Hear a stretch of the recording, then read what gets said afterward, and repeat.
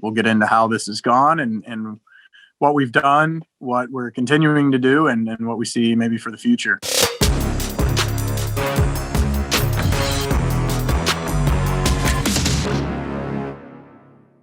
Welcome, everyone, to a special holiday edition of the Jimmy and Kyle Show. Today, joining us, as always, Jimmy McAllister. How's it going, Jimmy? It's going very well, Kyle. And you? Good. I love that mug you just held up. That was very pretty. It's one of about 1,000 we have at the home. It's a gingerbread mug. My wife has a few decorations, so I decided to go with the gingerbread mug today. When you say a few, do you have a room dedicated to Christmas decorations, Jimmy? Every room. Oh, you mean to store them? Yes. To store them. And every room has. We have, I think, this year 72 Christmas trees of all sizes, shapes, everything else. My grandkids count them when they come over. It gives them something to do. So you know what? I bet the kids love it. I bet they love it. I think they do too. I think my wife loves it more than the kids. So. Also joining us, girls coaching director, ECNL director, goalkeeper director, Rich Reese. Rich, how's it going? It's good. It's good. I'm very envious of all of the Christmas trees, but I'm curious whether you have one on your pirate ship too. You know. I don't have one there. So. And last but not least, our technical director and ECNL boys director, Alex Chersky. Alex, how's it going, man? How's it going, everybody? Good to be here. I'm wearing a nice muted holiday green, kind of reflective of my personality and attitude, but no, just kidding. Not the Grinch green. I have a red logo. I have a red logo here for the holidays. Well, guys, today we're going to recap 2020 a little bit. You know, we'll start back in January when everybody thought everything was rosy and kind of where we were going, and then we'll get into how this has gone and what we've done, what we're continuing to do, and what we see maybe for the future as well. Jimmy, why don't you start us off, kind of give us a recap of those first 3 months before we stepped into kind of the world we're in now, you know, January, February, March. All four of us were with Seattle United when we originally started. 3 of us stayed. Rich ventured elsewhere and is like the prodigal son coming back, but I don't know what prodigal means, but it sounds good. But anyway, the first year we started, 2010, was obviously, I think, one of the most tumultuous and toughest years we've ever had. Trying to do tryouts for 2,000 kids, never seeing them before, trying to form teams. It was very, very difficult. I think 2020 matched and might have surpassed that for what we try to do. It's very easy, to get comfortable in your job and what you do. And I think we'd all gotten to a stage where we were very comfortable in running our sessions and our curriculum and so on and so forth. And 2020 kind of turned that on its head.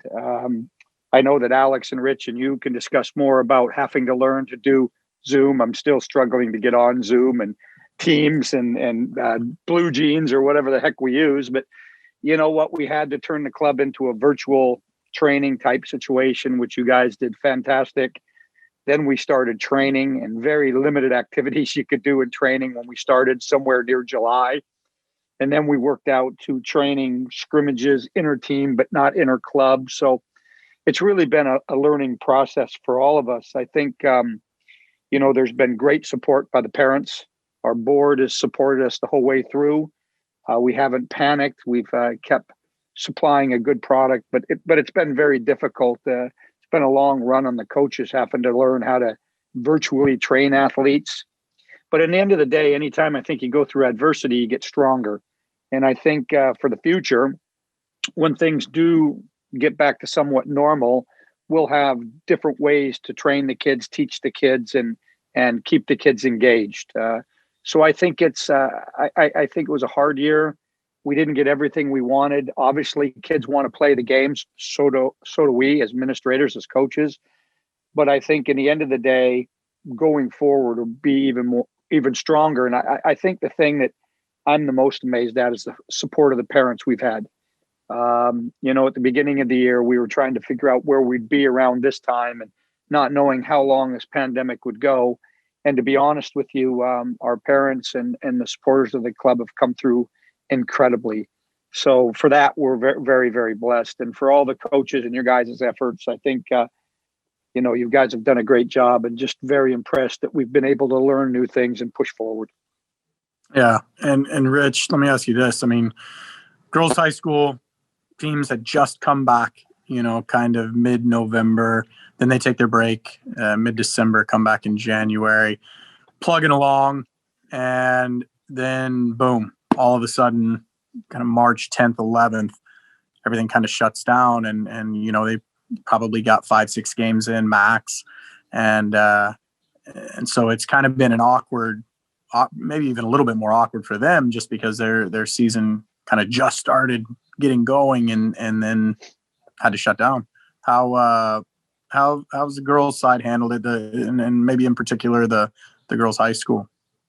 Yeah, no, I mean, for sure. When that happened, I think when it initially happened, I think everybody understood what was going on, right? The whole country shut down. So it was a case of like, okay, got this. Now, obviously, with it going on month after month, then you start to become a bit more creative, and questions start to get asked. When will we play again? What am I going to do about my college exposure, etc.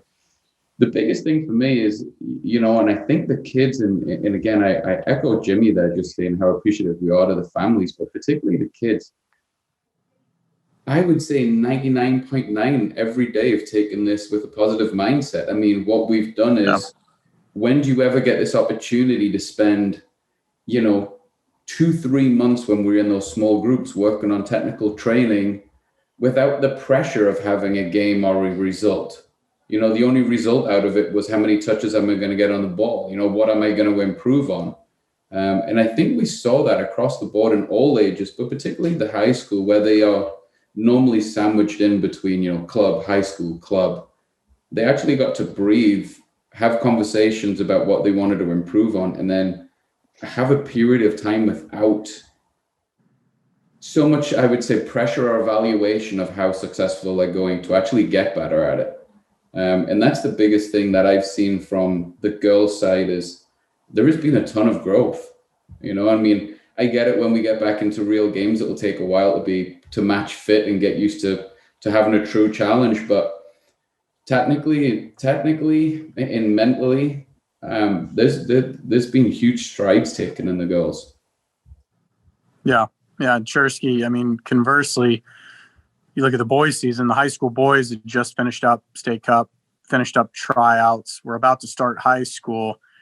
And then boom, now they're sitting there with, nothing to do, wondering what's going to happen. How did you, as the technical director, approach all these different angles, with the girls' high school stopping kind of mid-season, the boys' high school not having anything to do, even though they may not be with us in a normal year, and then all of the other kids that, were finishing their season and heading to state cup to really compete and really ramping up for that competition?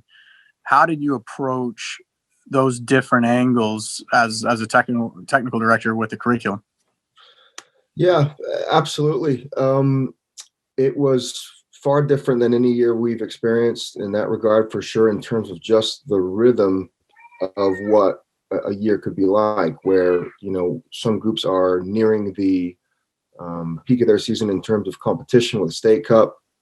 Some had already concluded that. Some of the high school boys, we're looking for their high school season. So, our club being as big and expansive as it is, everyone's kind of on a different starting and ending point. But, we're going from all of these, competitive teams and competitive players, and kind of, as Rich alluded to no longer having games.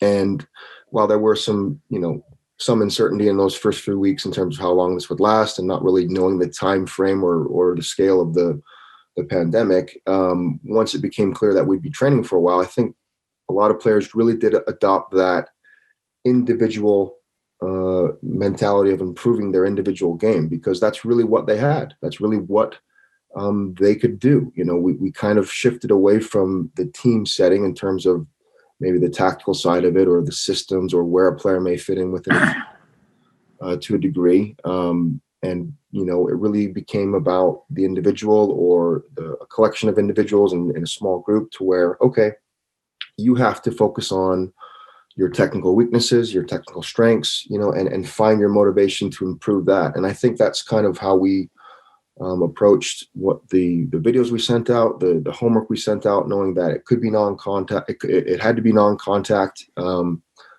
But, in terms of dribbling, ball striking, first touch, work between a partner, I think we were able to reach a lot of kids at their level for whatever they wanted to work on with the variety of exercises and activities that we sent out.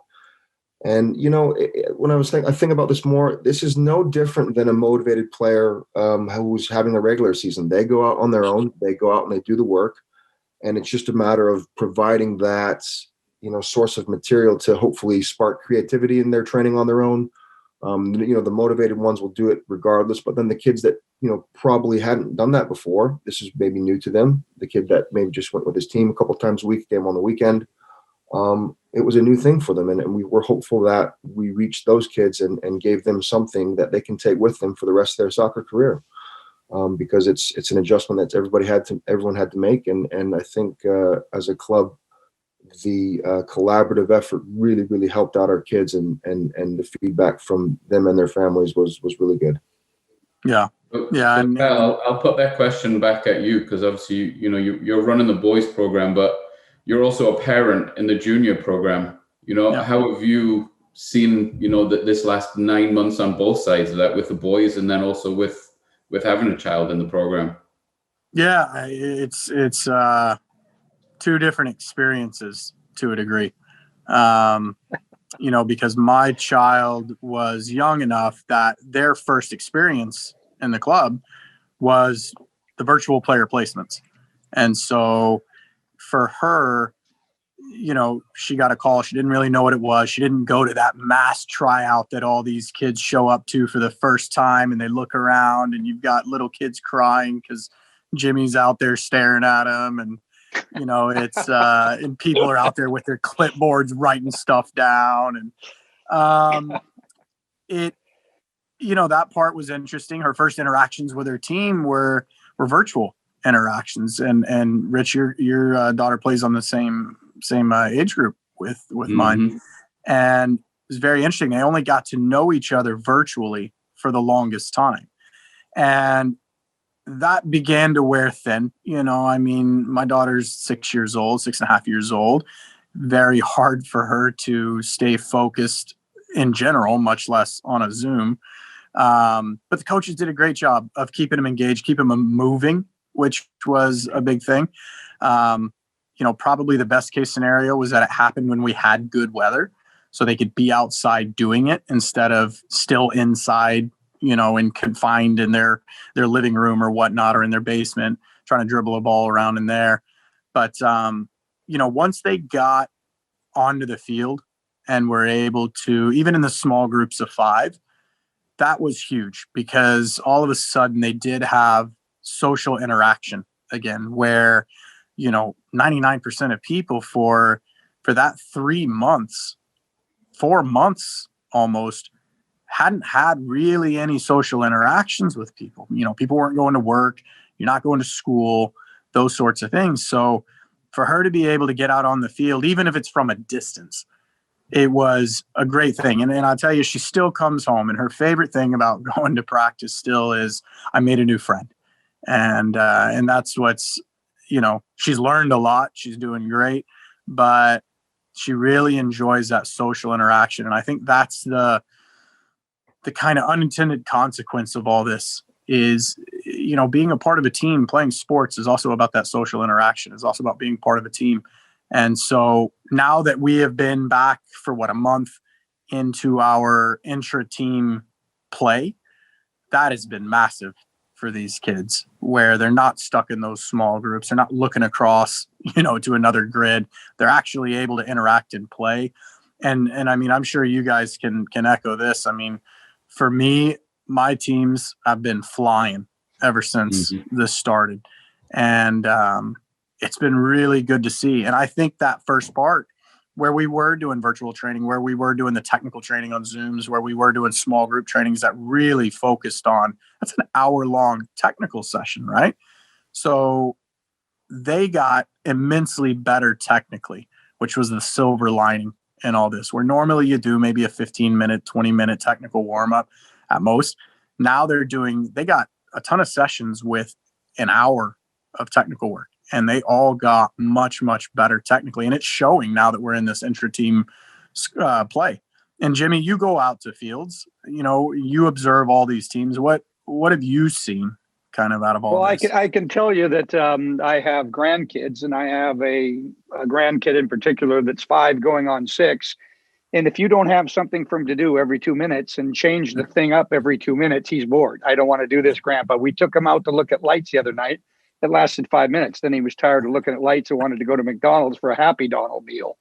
But it's the same with kids when you train them. If you keep going over the same thing, which is repetitious, which is good, they click off mentally. So, anytime you're coaching, you always have the fallback that you can do a little scrimmage. And obviously the kids are always looking forward to scrimmaging. I think this pandemic has really stretched the coaches in terms of what they can do and what they have in their bag of tricks to keep the kids motivated and going. Because if you got stuck with the same thing, you know how kids are, they want to click on to the next thing. I think the hardest thing though was the virtual training sessions. Sure. To try to do that and keep kids' interest for an hour. I can't imagine. And I can't imagine, because I know some people are doing it, but doing school and pretty much all day on virtual. That as much as the teachers have a little bit of time off now, I feel bad for what they have to do. So coaching is the same. I mean, you want to keep the kids engaged. You want to keep them going. And I think the coaches have done a great job, but they've really been stretched in terms of learning new tricks. Yeah. Guys, what have you seen in terms of the training sessions you're running? How are your players reacting now that we're in this full team training inter-squad and the teams that you oversee and that you've gone out and watched? How has that been different than in a normal year, maybe? How are those sessions running? I'd start for sure. It's been fantastic. I mean, the kind of the silver lining has been the gradual progression from where we started to where we are now. And that's been, as I said, that's a collaborative effort on, everybody's part to get us to where we are now.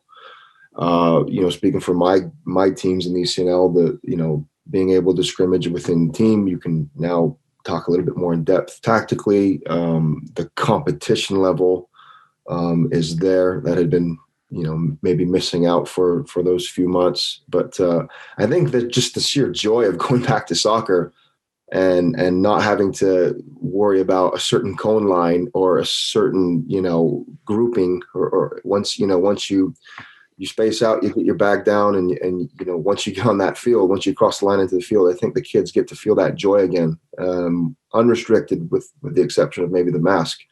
And that's been, fantastic across. Hey, Alex, I coached you when you were a young man, and you probably know my technical ability ends and probably starts with a phone tree. But I know that now we have a thing called apps. And I know that you and I think Matt Brewer built an app for the kids to work with over the holiday season and probably into next season. Where do you see the technology going, and how do you use that even when we're back to playing regular games and so on and so forth? Yeah, no, that's a good question. I think it runs parallel alongside what was in years prior, the normal season, right? It's the parallel supplemental training for that player or those groups of players that want to keep, working on their individual technical ability. We sent out the app, credit goes to Matt Brewer for assembling all of the content that we had created over those periods of time when we couldn't be on the field, to link everything together and make it just easier for the kids, hopefully, to get the content and then have it on their phone, be able to, submit and track their work. But I do think that's going to be the new way of kids training and nothing, as we know, will ever replace the coach on the field, the 3 times a week, the 2 times a week, the games, that feeling of true competition. But running parallel to that is the players, willingness to do the work on their own and to add more to their experience. I think that's something the club will indefinitely provide for our kids in some format. And so we're just looking at the best way to do that, because we think that's the new way to go about it now. And as I said, a top motivated player, that's what they've been doing, for years, but now it's about reaching more kids and providing for more players and hopefully delivering and providing them content that will spark that creativity to train on their own or with a friend or two to help develop their game. And that's exciting to see for sure. So in the earlier days, we used to have maybe a cool down session or a regen session, and then we had weightlifting and so on and so forth, and just some general fitness things. It seems to me that the general fitness stuff we've been doing on Zoom, which I didn't even know what the heck Zoom was till Chris Tesson, our president, told me about this thing called Zoom. But anyway, we do a fitness session on Zoom, and it seems to be very, very popular, Rich. I mean, is that something we'd continue to do? Yeah. We started off with Kate, who came in and built the program for us, and she ran the first couple of months. She was a former coach at the club. We lost Kate to the Secret Service, so we couldn't really win out on that. How do you know that if it's a secret? Exactly. So since then, we've hired a young man called Ben Willis, and he's came in and he runs the weekend sessions, and they're great. The attendance is high from premier to region to male to female. And I don't think that's something that changes when things go back to a sense of normality. But it goes with what Alex was saying. I mean, Jimmy, the amount of times we've sat in our directors meeting and you've challenged us to move forward. The blessing that came out of this is on the coaching side of it is we have moved forward. We found different ways to set ourselves apart as a club, to assist our players to improve their game. And we've done that. So, for us now, it's a case of adding that to our everyday curriculum and everyday mindset. Because again, the betterment is only going to be for our players coming through the program. And another thing that kind of gets streamlined into all this is, we used to try to find a place to have a team meeting or find, somebody rent out the office or a public library, something like that. I mean, with this Zoom, you can basically just set up a meeting for whenever you want with your team. You can do video sessions on there. I know you guys have been heavily using Instat for the ECNL teams to be able to go over some video stuff. That part, it saves time for families. It saves driving for families to have a meeting, and you can just do it on Zoom. And it is really, these technological advances in this past 9 months are really going to better how we do things going forward. I think between the meetings, between the fitness Saturdays, between curriculum stuff that we can do, the app that Chersky was talking about. I mean, these won't go away once we are done with the pandemic and reach that sense of normalcy again, where we've got games and tournaments and whatnot. These will continue forward and make us that much better. So I think that's the silver lining that's come out of it a bit. You look at the fitness sessions we do, and before we'd go to Magnuson. Well, depending on where you live, in most cases, it could be 30, 35 minutes, 40 minutes there and 40 minutes back for a half-hour fitness session, which can be done on a mat in front of your computer, which I think it's shown us a lot. Like the parent meetings you talked about, we'd always try to get this club or that club or out at Shoreline or wherever. Well, depending on where you live, Shoreline might be a hassle to get to. So I think we can get our point across. I also, Rich, you've been involved in the diversity committee. Can you speak a little bit to that? That's a new committee we've started. The board started this year. Yeah.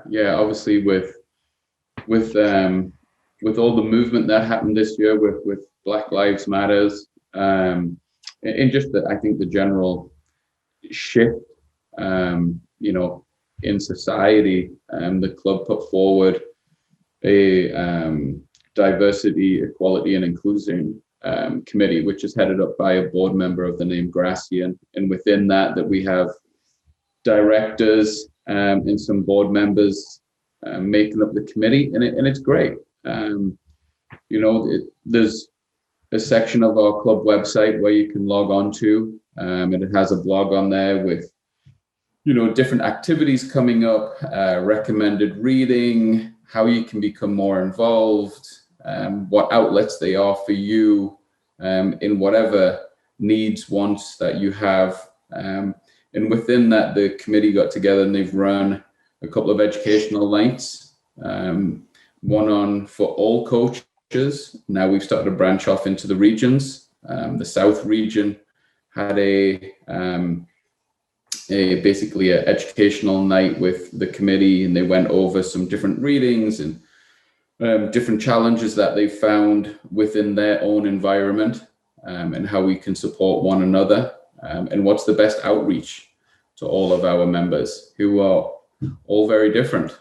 So it's been great. It's been very open, and like I said, it's new and it's growing, but it's an exciting committee that I think again will only better the club in the community. I think the community part of it's the biggest thing, because it will reach out to different people and let them know there is an avenue, there's support, and that people aren't alone, right? Yeah, and I think it's fair to say that a lot of the people don't know Carlos Enriquez runs our community outreach, and we're in the Seattle public schools, and we usually gravitate towards the schools that look at free and reduced lunches. That's been very, very challenging. We can't get in the schools, so we can't provide for the children that need our help. We've given gear, we've given soccer balls. Carlos goes into the schools and does PE classes, and we haven't been able to do that this year. And Carlos has been looking at other ways to affect our community. I know we have some board members that have come in that want to work with us in that, and that's something we need to continue doing to help the community, because I think the number one goal in our club is to be a community asset. Winning games is fantastic, but if you're not a community asset, you've really not affected the area you live in. So yeah, and Carlos is a member of that committee, because anybody that knows Carlos, will know that he just wants to give. And because he hasn't been able to get into the schools, he's now working with organizations such as Soccer Without Borders and so forth. Right. In the Boys and Girls Club, he's just constantly out there, reaching and trying to support. So he is certainly somebody who's trying to make a difference in our community. And then there's Kyle. Kyle, I know that you and John Dresner, Dr. John Dresner, who's been an absolute superstar for our club and the state of Washington as a whole, you've done a lot of work with the governor's office. Can you talk a little bit about that?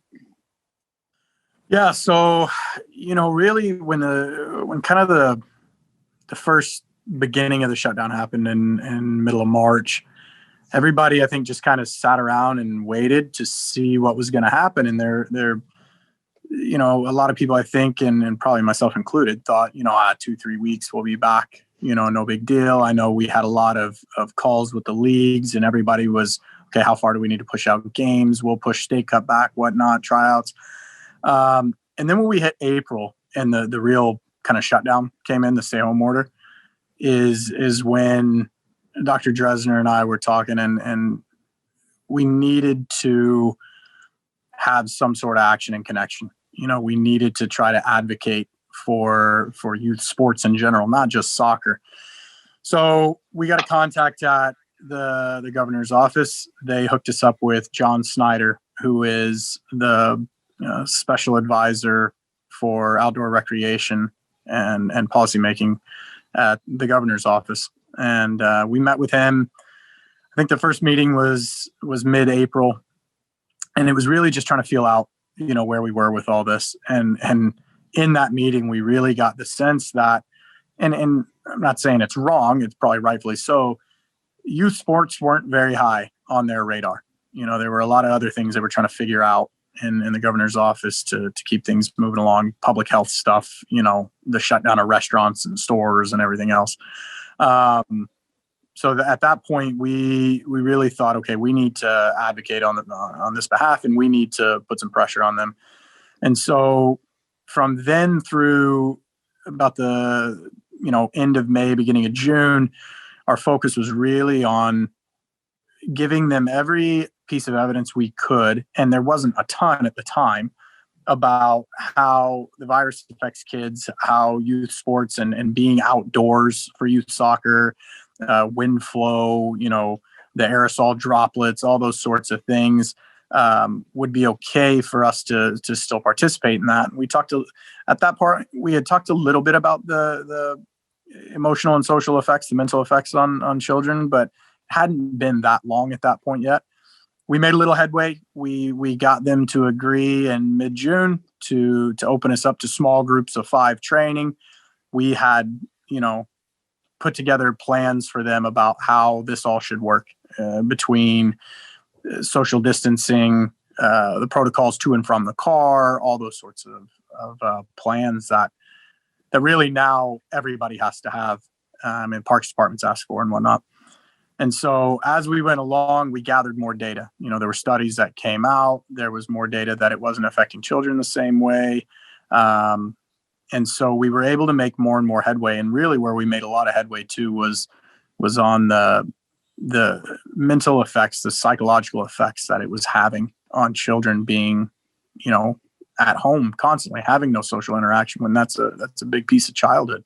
And so, like you said, Dr. Dresner was an absolute rock star. I mean, there were meetings where we brought in virologists and immunologists and all these people. Yeah. What are they? What's a virologist? I'm sure that word went right over your head. A virologist? Holy cow. Yeah, it was, we brought in quite a few experts to talk to them. And John himself did so much research and so much putting together of this information to get to the governor's office. And the work I did was more kind of logistically, how does it work within the club? Okay, we've got the bigger picture public health type stuff that John worked on. And then, we actually, and Rich, yourself, Chersky, we all worked together, and Jasmine, our athletic trainer, worked together. Okay, what are the protocols for these sorts of things? And as we moved forward and things opened up a little bit more as we went, okay, how do the protocols need to change? What needs to be different? Because at the end of the day, the safety of the kids, like any other time, is first priority. So we're not going to do anything. We're not going to push for anything that we don't deem to be safe. And when I say we, the medical committee and the higher ups in that world. And then, it was the second week of November. We had a meeting with Snyder again, and we were chatting, and a proposal had come up. We had actually talked about, wearing masks back in August. That was kind of tossed around a little bit. It was decided, no, we're not going to do that. And then when we got to November, Oregon had actually started a league where they were wearing masks and playing games. And so we brought Oregon into the mix to share their experiences on how the league had run, what side effects were there from wearing masks when training and playing. And everything went great. And, unfortunately, the shutdown came on November 16th. But, through that work, we're basically pretty close to being able to play games. Whenever this shutdown can finish, I think we'll see things open up a little bit for us. And really the only piece of the puzzle left is to be able to play games. The likelihood that we'll have to wear masks during the games is pretty high, but kids have been training with the masks. At first week, there were some kids that struggled probably a little bit more than others with it, but I haven't really noticed any problems. I'm out at training, 3 times a week myself coaching, and then I'm out observing the other 2 days a week watching, and the kids have handled it really well. They've adapted really, really well to the masks and whatnot. And I think they're just happy to be out playing at the end of the day. I think they'll do whatever it takes to be out playing. Would they rather play without one? Absolutely. But if it means that they get to play as a team during training and eventually play games, I think they will absolutely take that no matter what. So yeah, I can see just by going out, and I'm not out there as much as you guys are, but I can see a change in attitude just from being able to play.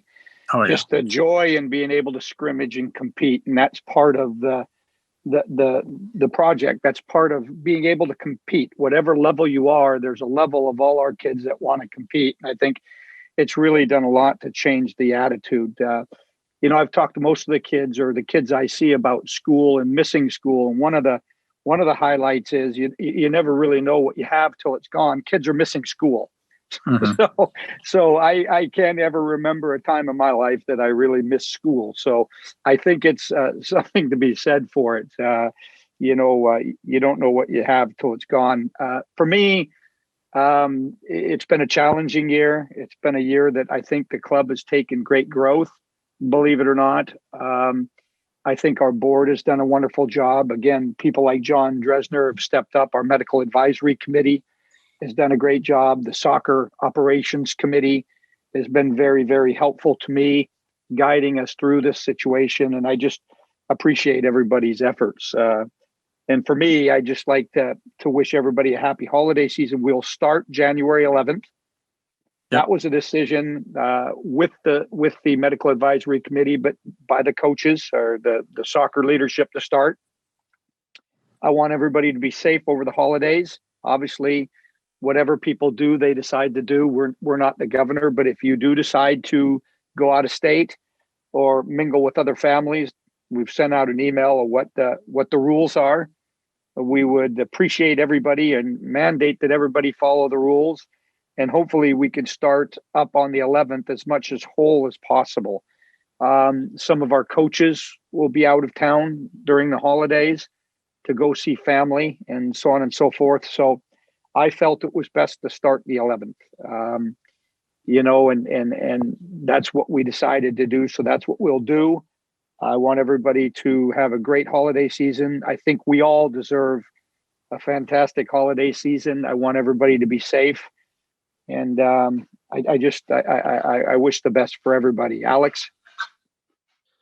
Yeah, of course. I think look at the amount of hard work everyone's put in to make sure this thing that we do that we love is continued to go. The players, the coaches especially, all of the directors, all of the admin and board of directors, then of course the parents and families to work with us as well. It's been incredibly taxing physically. I remember how exhausting a Zoom call would be. I didn't realize how tired I could be just talking on the computer.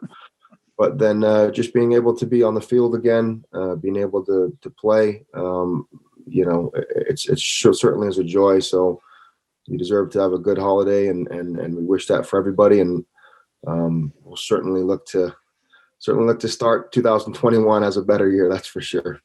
Yeah. Jimmy, you kind of look like a elf on the shelf with that hat on.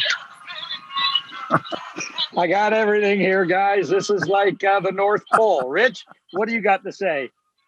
No, I mean, just two things. One, and you and Alex already mentioned it, but I mean, I think the biggest thing for me that came shining through is how much I appreciate the parent group, because I mean, truly, those are the people who have entrusted us with their children in a time of a lot of unknown, and they've been super patient.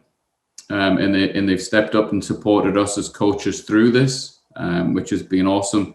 And then, mainly for me, Jimmy, and it comes from a parent as well as somebody that works at the club, without your leadership, we wouldn't have done any of this, and my children wouldn't have had those outlets, and the direction that you've given the three of us on this, that we can then direct down to the staff, and how you've worked with the board, which has allowed us to get out there and support the parents. Without that, I mean, we wouldn't have had the success we've had in 2020. So as a parent of two girls in the club, thank you for your care and your leadership that you've put in.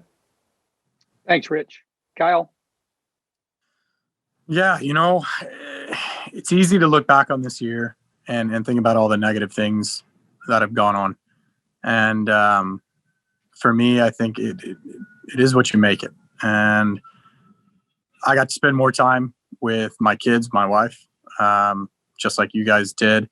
And in this industry, there's not a lot of opportunities to have that. This is, we talk about it all the time. This isn't a job. This is a lifestyle. We're available 24/7, basically. I know that, Rich and I have exchanged emails at 2 a.m., talked on the phone at 1:30 in the morning. And then Jimmy calls me at 7 a.m. to chat. So That's why I'm it's- having lunch. yeah.